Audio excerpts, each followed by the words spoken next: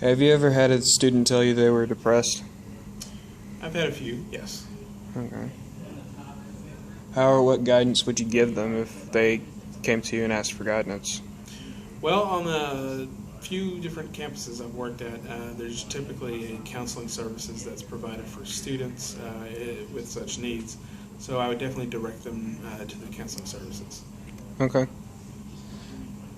And if it had gotten to the extreme, to the point where P really needed help and you could see it and all that jazz, what would you do? I would ask if they maybe needed me to call 911 or their parents or somebody that could help them, and make sure that see if they were going to the counseling services. There's plenty of people here on campus that are trained and can help, and if they can't, then they can definitely point the student in the direction to somebody that can better help them. Okay. Well, thank you for talking with me. Okay. All right. Thank you.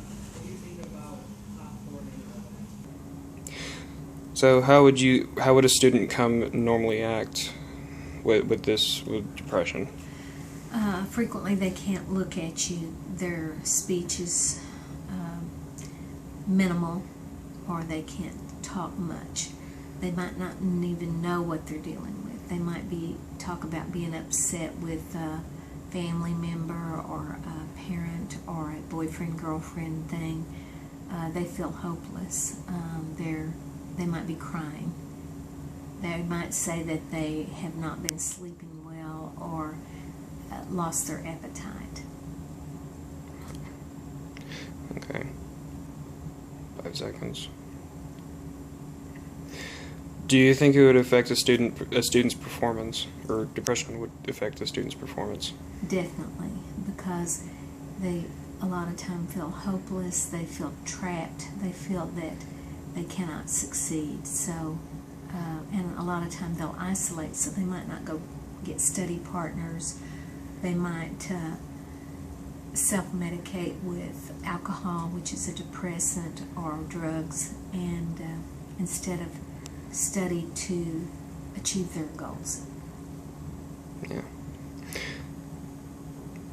So how would you help a student with depression if they come in and ask for help?